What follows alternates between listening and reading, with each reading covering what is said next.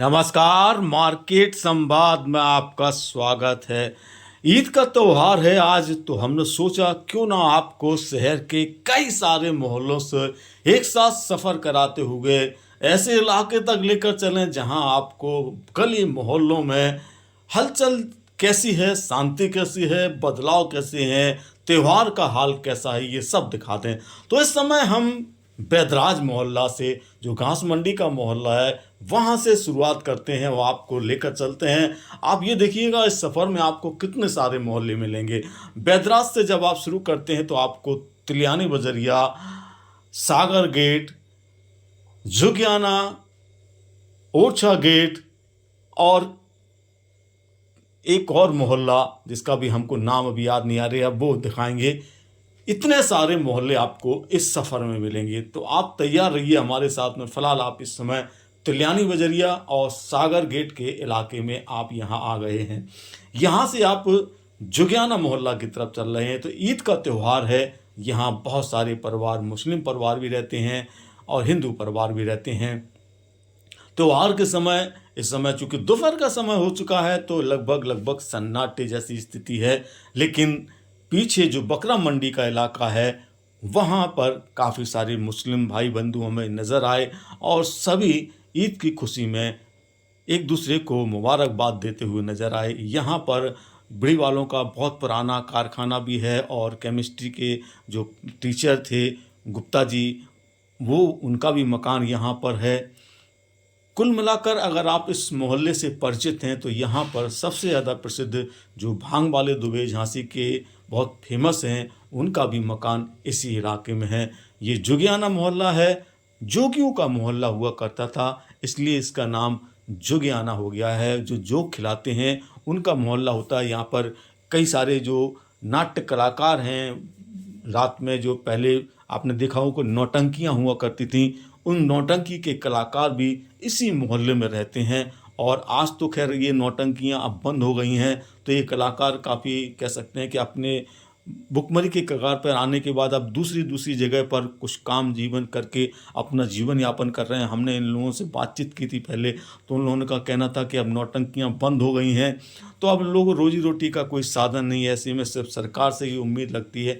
तो ये जुगियाने का जो चौराहा आप देख रहे हैं यहाँ पर, इस समय जहाँ खड़ी हुई हैं गाड़ियाँ, यहाँ पर होली बहुत ज़बरदस्त तरीके से खेली जाती है। हमने आपको यहाँ की कई बार होली का कवरेज दिखाया भी है।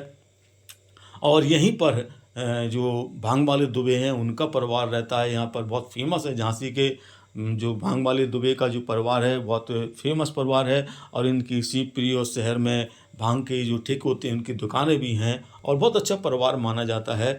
और यहीं से आप आगे सागर गेट की तरफ और बकरा मंडी की तरफ, ओरछा गेट की तरफ जाते हैं, तो आप हमारे साथ में इस समय कई सारे मोहल्लों से गुजरते हुए जो ईद का पर्व है, त्यौहार है, उसके लिए गली मोहल्लों की हलचल देख रहे हैं। आप देख सकते हो कई सारे मुस्लिम बंधु आपको यहाँ नज़र आ जाएंगे, एक दूसरे के पास जाकर सेवइयाँ खिलाते हुए। आज चूँकि सेवइयों की ईद होती है, तो सेवइयाँ खाई जाती हैं, त्यौहार का समय है। यहाँ से रास्ता बकरा मंडी की तरफ जाता है और सीधा रास्ता ओरछा गेट की तरफ चला जाता है। और यहाँ पर आपको एक चीज़ और दिखाएंगे कि यहाँ पर बहुत पुरानी मछली बाज़ार हुआ करता था। हालांकि आज भी है, लेकिन अब उतनी ज़्यादा दुकानें नहीं लगती हैं, क्योंकि पहले जब मछली बाज़ार में वहाँ पहुँचते थे तो लोगों का बदबू के मारे खड़ा होना भी दुस्तर हो जाता था।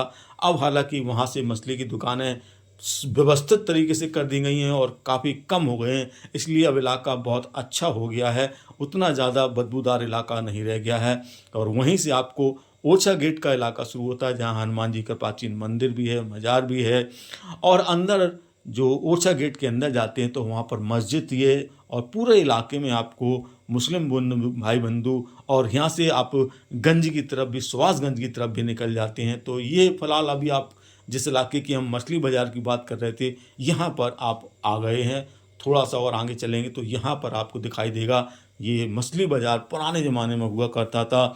और अब देख सकते हैं कितने बदले दौर के साथ में आपको इस बाज़ार का लुक नज़र आ रहा होगा। तो यही होता है बदलते दौर में, जब व्यवस्थाएं बदलती हैं तो सब कुछ बदला बदला सा नज़र आने लगता है।